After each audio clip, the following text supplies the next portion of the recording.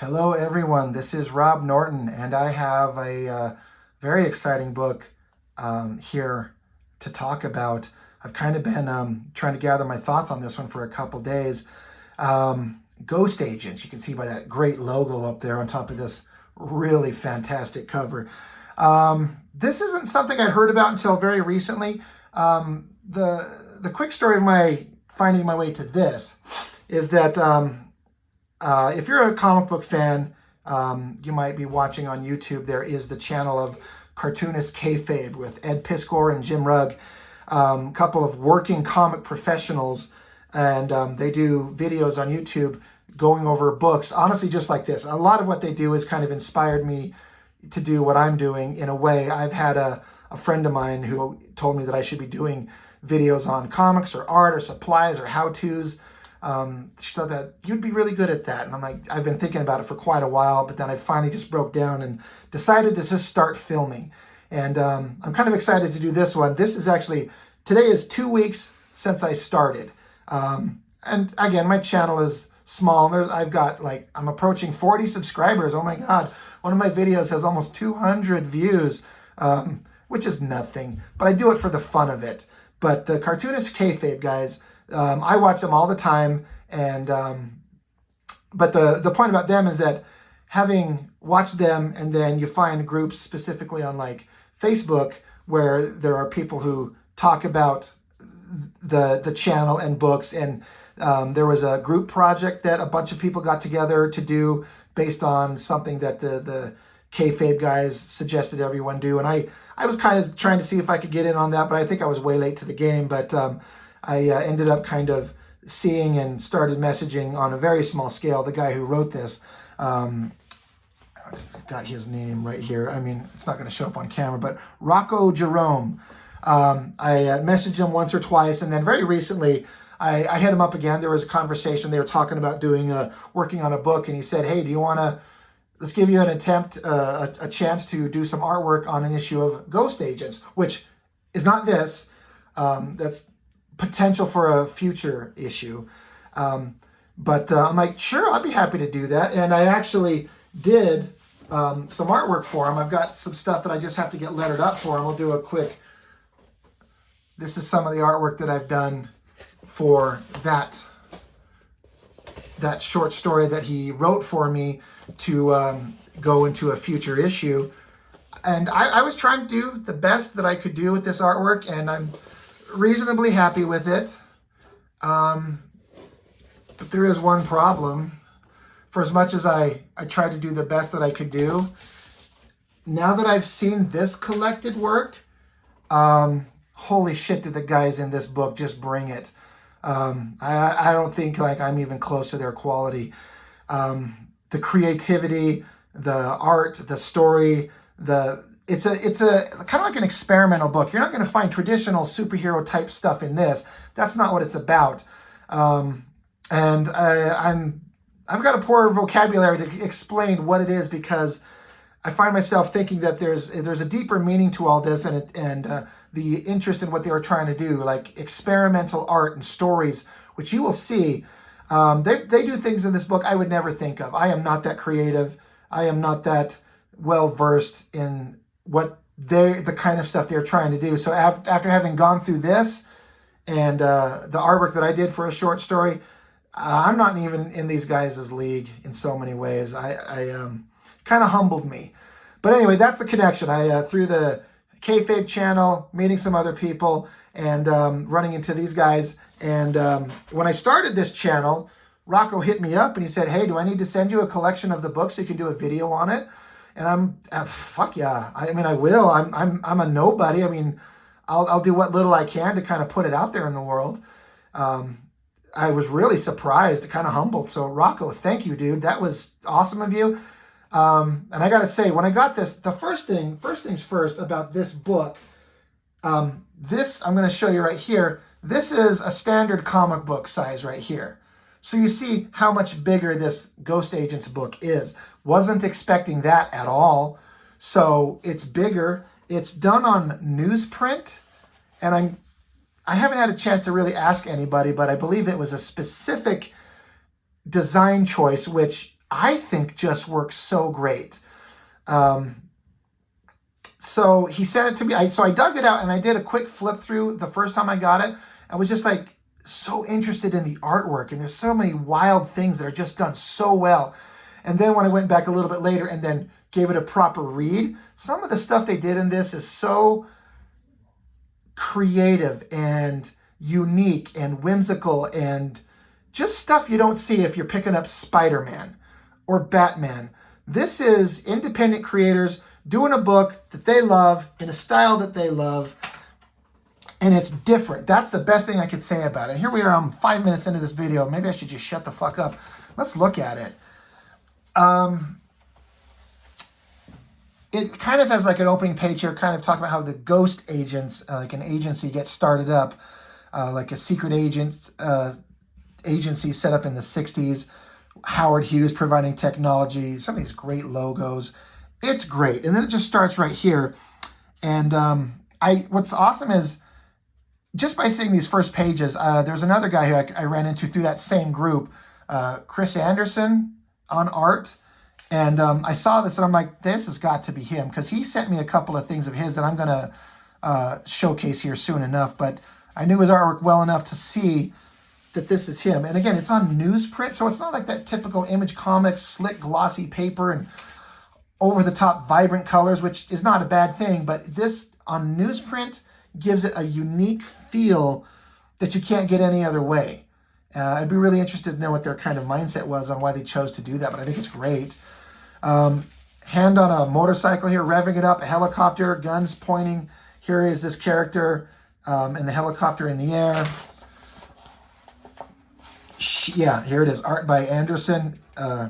Chris Anderson, dude, you're great. I'm a big fan. I loved everything you did here. But she launches the bike up. Oh, another thing you'll see is this amazing lettering. That's another thing that I'm just lacking in so many ways. But this character jumps in here and like awesome 60s spy girl doing some great kind of classic pulp comic type action in a really weird way. There's something about this guy's art also that kind of reminded me of Eon Flux in a way. And I mean that in every way that's positive.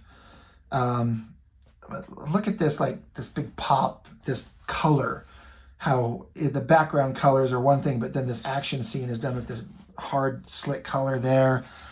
More great lettering and this explosion effect. It's just very different. She takes down this helicopter, dives into the water. I love this right here with this big lettering that's the end, and she's popped her head out of the water and given a thumbs up. It's great. And so that's just the start. And it gets into some really more interesting stuff. This slick, clean line artwork here, talking about what the agents, their gear and their stuff like that. Really, really neat. Then you jump into this. Holy shit, does this look good. Lost in the Nowhere Zone. May Zero, Lady of Ghost, starring Jack Infinity. It's so great. And I love like this kind of one color tone, different shades of the same color. This design, like, she's got a rocket pack and like a bubble helmet and this cool, awesome laser gun. This stuff just looks so good. She's flying up into space. Look at this crazy smoke swirl coming around. This is just another great one. Going into this other realm up here in space where now suddenly there's all kinds of different colors. Certainly gives you the feeling that you're approaching a different setting, something very different. It's like she travels through this energy barrier and then she's just in this other world. And then suddenly the color palette changes. There's all this wild, like, crazy stuff going on in the background. Like these little creatures here, they look like, I'm trying to remember from the Max, look like the IZ. Am I remembering that correctly? I hope I am. That's kind of what they look like. But it's like she traveled into a whole other plane of existence. And Jack Infinity is this guy right here. It just looks like something from the 60s, the kind of artwork and that wild design aesthetic that they had.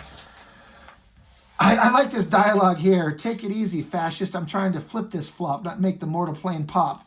Now, cool it. I need to concentrate. That just reads so great. I would never be able to come up with that. Big creatures showing up that they have to deal with. I'm trying to explain it without reading you the story, and not have this thing go too long, but there's so much I want to talk about in this thing, page by page.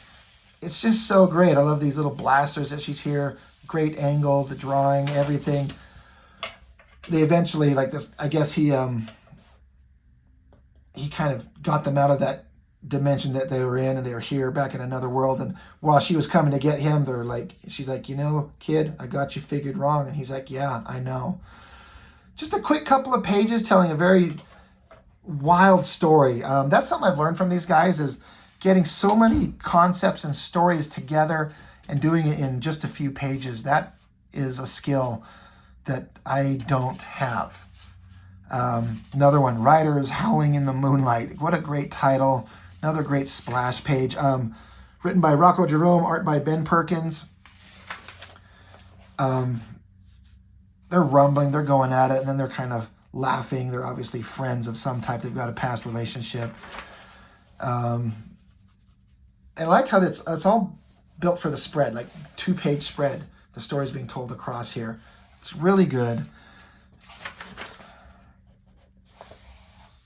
Oh, and then this wild, like, the colors and the drawing in here going on. It's so cartoony and expressive. I just look at this stuff. I'm like, I don't know how, oh, geez, look at this. This is I'm kind of having, again, the same experience that I had when I started it. The first time I flipped it open, I'm like, holy shit, like, what am I looking at? This is so wild. This is so neat. The way that the lettering is incorporated into the borders of the panel there. It's wild. I can't do color, but if I were to try, I would never come up with anything like this, and the wild, poppy, expressive nature of it. I just don't have it in me. I like how everything's a double page spread. There's a big wild monster here. God, they're just slaughtering the shit out of it. It's so great. And then it ends here. This wild motorcycle and the smoke coming out of it. This landscape shot here. Great artwork, guys. Great artwork. I love this black and white image here and this text.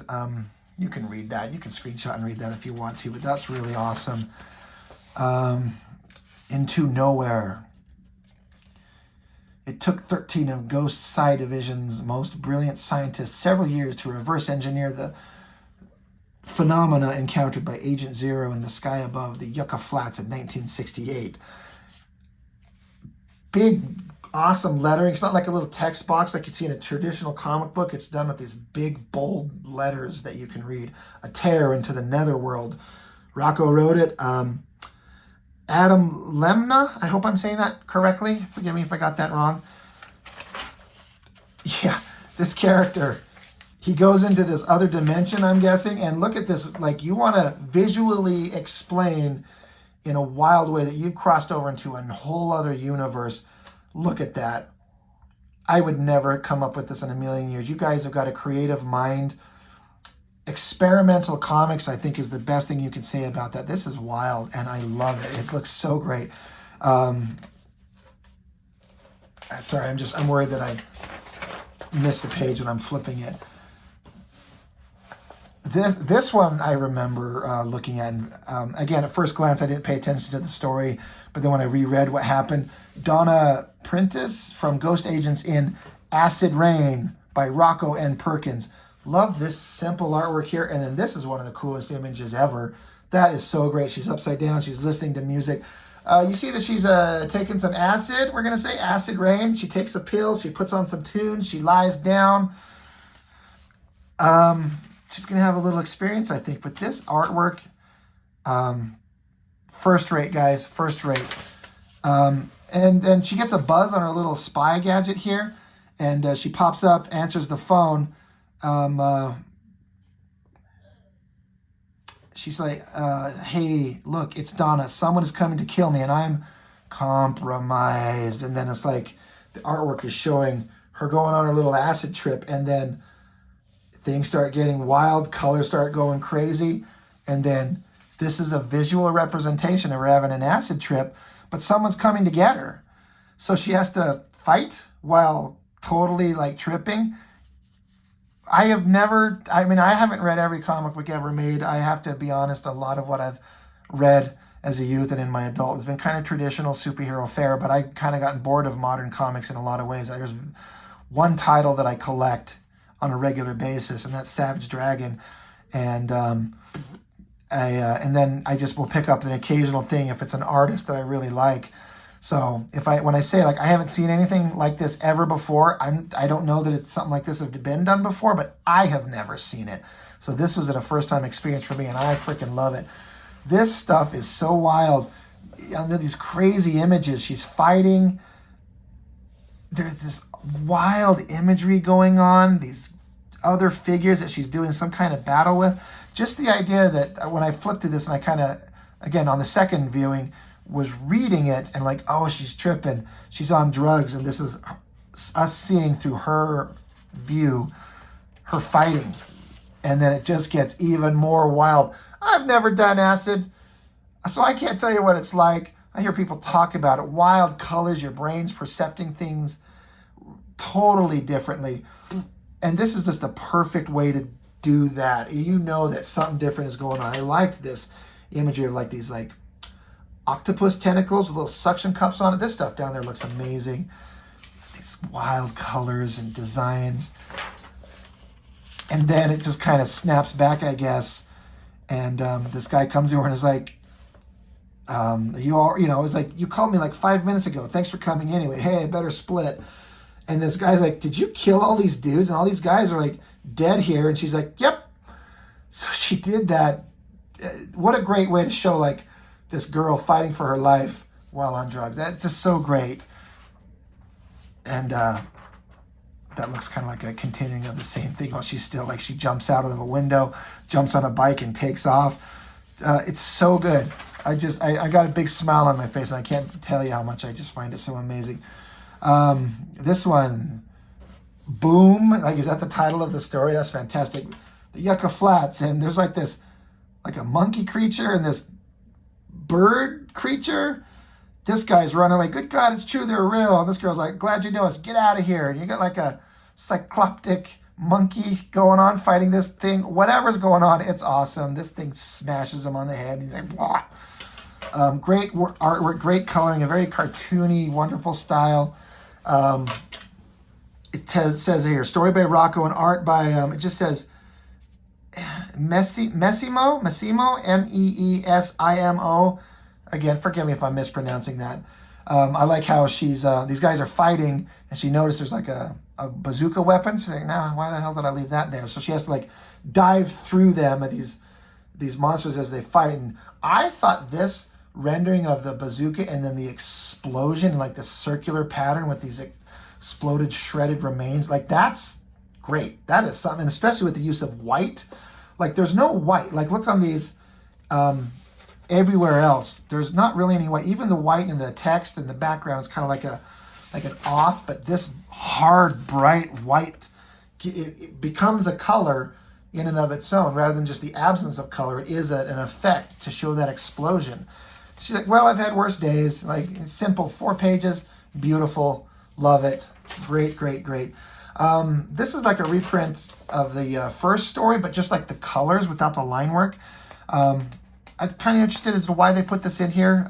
It looks really interesting. It's like its own unique set of like artwork in its own way. It's a little harder to read without some of the details, but it's visually still interesting. This looks great. The Tijuana Affair, and this like cracked image. I also can't help but think of like, oh my God, what was that animated series? Johnny Quest. Geez, I was gonna say Johnny Storm, but Johnny Quest and the animated series Archer, similar-ish in a way, but not trying to take anything away from these guys. Look at this artwork again, this clean, slick, beautiful, kind of monochromatic tones. Oh, these guys are just masters of their craft, and it just looks so great. I love it. Big, awesome splash page guy getting punched. Pow. This work just looks so great. big kind of wordless fight. Gets to do some action. She's got a frying pan. That's great. Art by Rocco, drawn by Barry Tan. Barry Tan, sir, you're great. You're fantastic. I'm learning a lot from you guys. Again, more wild drawing, wild colors, wild expressions. Not traditional superhero comic book nonsense, but something different and wild. They got something to say, something to express. God, I love this. Submarine in there. You can tell that like there are different settings with the color palette changing.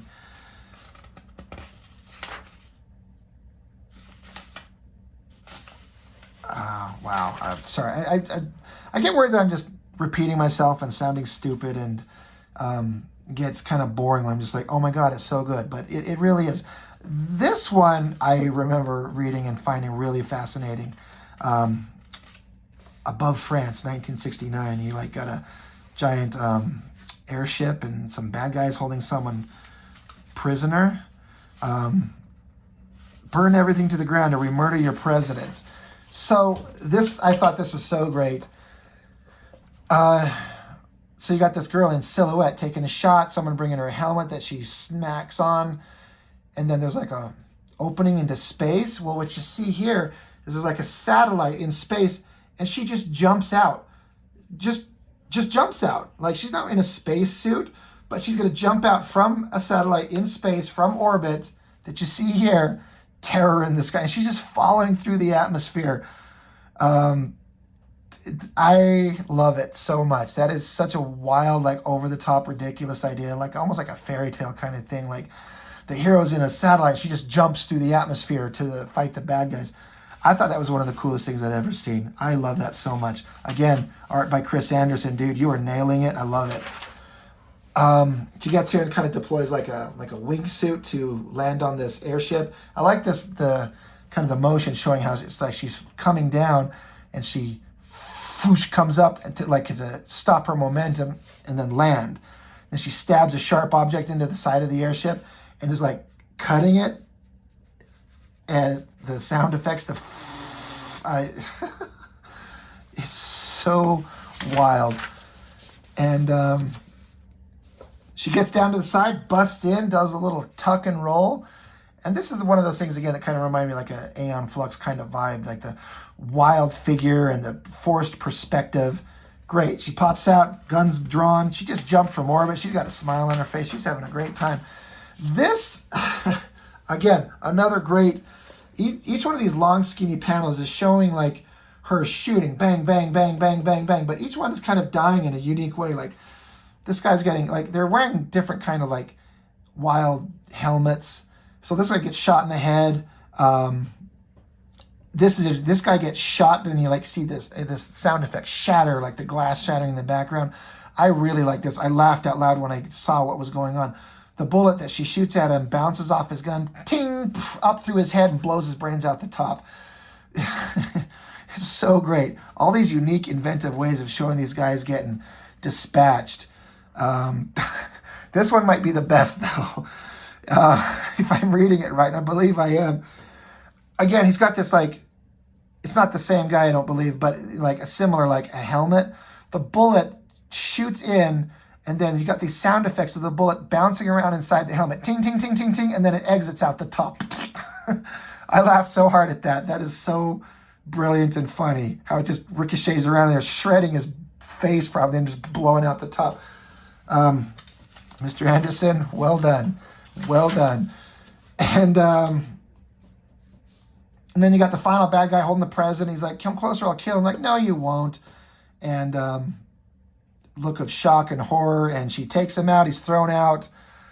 And he's kind of saying through muffled. He's like, Fang Fu, like, thank you. But he's saying it through his muffled mouth. And she's like, hey, shut up. It's been a long time since I piloted a blimp. And she's going to, I guess, take him down and done. And everything's saved.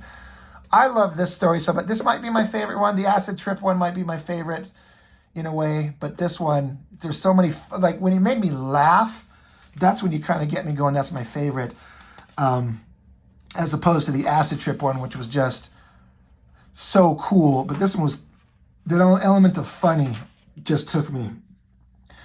This one, love, love, love. Very heavy metal. Start out with a giant space station. It's got a little Sinclair gas station logo up there. Brilliant, love it. So Rocco Jerome, he's written everything in these. And John Burkett, this is great. This is straight out of Heavy Metal magazine. Set way in the future, the year 3042. I also want to shout out colors by Sean Coots, Chris Humphreys. So giant space station, this space vehicle coming up. They're saying they need to dock. They have an emergency. You got these like space hillbillies. You could tell by their, G.H.O.S.T., a silver class. Yeehaw! Look, Lynx, they got a dang old silver class about to land. It's now or never. Muhan? Aw, shit. That's funny. So they're going to go like steal the spaceship from whoever was in it. I guess the guys that are getting out of the spaceship, they're having a medical emergency. So they, the hillbillies, they show up and tell them they're going to take it and they don't want any trouble. They're going to take the ship. One of the guys who own the ship, you don't want to be doing this. Don't be reaching for your gun, but I guess they shoot him down. Oh, Jeebus, dang it, he didn't even have no ray gun. Forget him. That's what he gets. Come on. And you see that he was reaching for like a Ghost Agents like communicator, beeper. I love the design of this spaceship. I'm into sci-fi and space vehicle design. I cannot draw vehicles for shit. But I love the design. And that is a very interesting, unique thing. And I love it. Great design there, guys. So they go about, they look at what's in their cargo to see what they've stolen. But they, as you see, it's a ghost ship. The guy called one of the ghost agents, and this guy on like a space bike, skull helmet, laser gun, shows up, takes them out. Boom, boom, they're dead. Explosion. What a great explosion. Also incorporating the lettering into the explosion. Love it. This was, again, I know I just said those other two are my favorite. That one's extremely close for my favorite in this book. Great. Love it. Another wild, designy thing. If you were to ask me to do this, I could never come up with anything that interesting. Another story here. Kind of a Bruce Lee character. I think his name is actually Lee, L-I. Yeah. Battered and scarred both physically and mentally, Lee returns to his temple. He takes time to recover and attempts to refocus his chi. As his meditative fast enters its 100th hour, Lee reaches a new plateau. And just another, like, the turmoil inside manifests. So it's like his inner demons, his inner monsters manifest as this wild, amazing-looking creature. John Burkett art, again. And they do this great kind of magical martial art battle between him and this creature. All of this looks really great. I love everything about it. The fighting, I love this like hand, kind of like a classical Bruce Lee. There was that movie where his like hands are doing a slow motion circle. And then once he comes out of it, he defeats this monster. The storm breaks within Lee and without him. Once again, he is whole and left with the glimpse of an impending future. Great.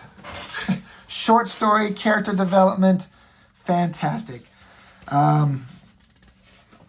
Flaming Sun, written by Rocco Jerome, art by Chris Faison. Again, I'm sorry, guys, if I'm fucking up your names. I do apologize. More cartoony style. This one was interesting. Oh my gosh. The year 3068, so way in the future again. You could kind of tell by the designs. I thought this was a really interesting story. Again, I don't want to give everything away. I want people to go out and buy this book is the thing. So I don't want to tell you everything about it. And we're approaching 30 minutes here, so I don't know how much patience anybody has. This was a great story. There was funny. There was twists and turns that you didn't see coming. You got this tubby bastard. He's like, faster, I'm still hungry for cakes. More cakes or I'll destroy you. And yes, your majesty. Fucking this fat ass guy. It's a great little bit of writing. This girl and the guy, they make a connection, a little sexy time. But then, of course, it's a spy book. I like this guy's weapon. you'll see it here later, right there. It looks like one of these little toy plastic guns where you slip like a little plastic thing in the end and you shoot it like a kid's toy. That's what it looks like to me. I wonder if that's what that was supposed to be. I like how this character here, he fights this robot and he says, karate, and busts the robot's head off and zap it and falling apart. That was really funny. Really well done. Guy ends up dead at the end. Again, you should pick up the book, read it, and see what was really going on here. Love this drawing. Again, more of those octopus tentacles. I love the three-dimensionality of it with the little suction cups being small and getting bigger and going around to the back, and then you see the back side of it. What a great, crazy creature that this guy's having to get away from. It's like, I want to read a story on that. What's going on there? Book goes sideways this way. I'm not sure if I'm going to get it all on the camera there. Again, making a unique, interesting reading experience. I like this kind of fisheye lens, I think is what we're trying to say. Like you're seeing it through the scope. It's a little distorted, a little, I guess. But you could tell it's looking through a scope, and it gets this vibe that you're looking through some glass.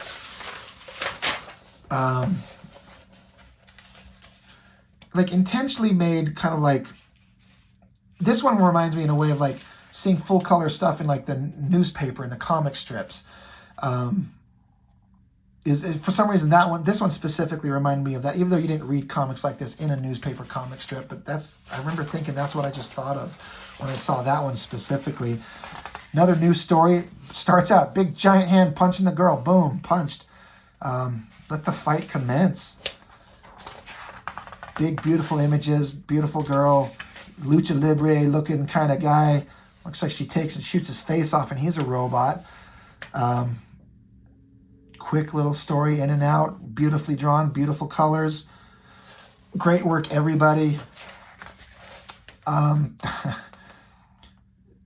This is great. This is Lee, that character we met before. An adventure, Ben Venice. Talking about an adventure they need to go do. They're in a plane. There are monsters down here. They're getting ready to jump out. I love this. Fist bump. That's great. It's funny, and you're ready to go on this action adventure with these characters. I wonder if that's something that Rocco comes up with as a writer, or if the artists come up with that. I'm curious, guys. If you see that, I'd be curious to know who comes up with that. The artist or the writer, or both. You get down here, they're doing some badass fighting on these awesome characters. These monsters they're fighting, kicking, fighting. So great. I just love all of this. Big giant creature comes out. You get a big, awesome, badass robot that this one character, Agent 0, it's Ven. It's time for Plan B. Copy that. Agent May 0. And she's in this robot. And I love it so much. All these tentacles from this thing. If you get this feeling like it's a big robot, his hands kind of clickety-clacketing, opening to, I guess, do like a fire energy blast. I love it so much.